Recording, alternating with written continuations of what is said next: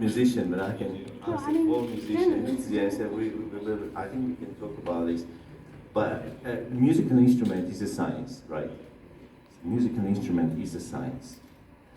And then from I mean, the first percussions is already science.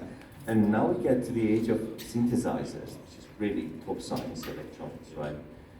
We moved from analog synthesizers to digital, and now we're moving to AI, which is now questionable. What the hell is this? I mean, it's AI doing music. But anyway, we are right at a very interesting moment. It's a super interesting moment in this cross-section and this fusion of really high-level science, really complicated science, and fusing with the artistic mind and then what the creation process is. I think we have never seen this before in the last, especially now.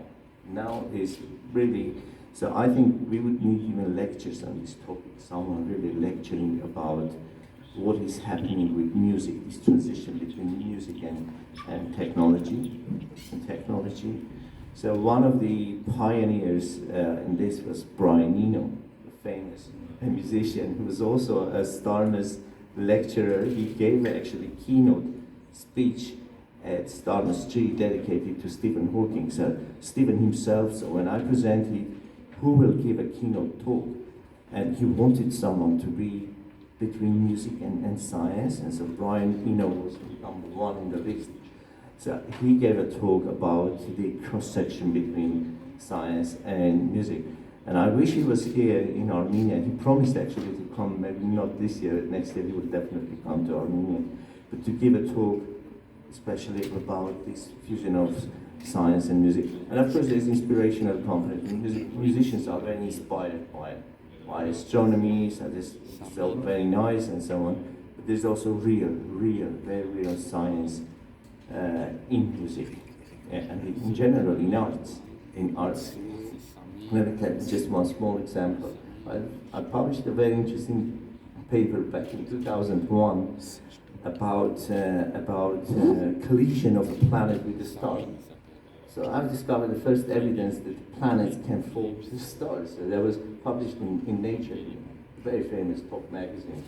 So and it was on BBC, CNN, everywhere, covered by, because Nature is a kind of American stuff.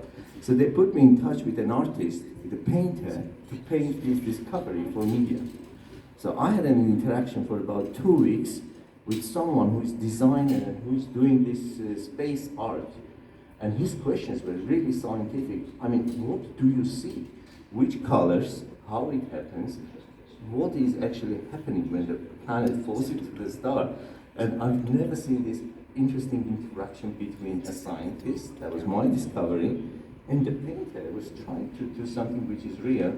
But we ended up with the situation when I said, look, that's 80% is science, but I leave 20% with you to do this something very impressive, to impress people. I don't care about really those points to be scientific, but it has to be creative. So, but I've seen this. I've seen this interaction between me and someone who wanted to make to paint this, So, and I know this is happening every day now with those who bring science to society, with painters, with astrophotography, with music, so everywhere. That's why the whole idea, and science by writers and films and everything, so it's massive. So, I don't know if Tigran is online or not. All right, so we have Tigran Hamasyan joining. Yes.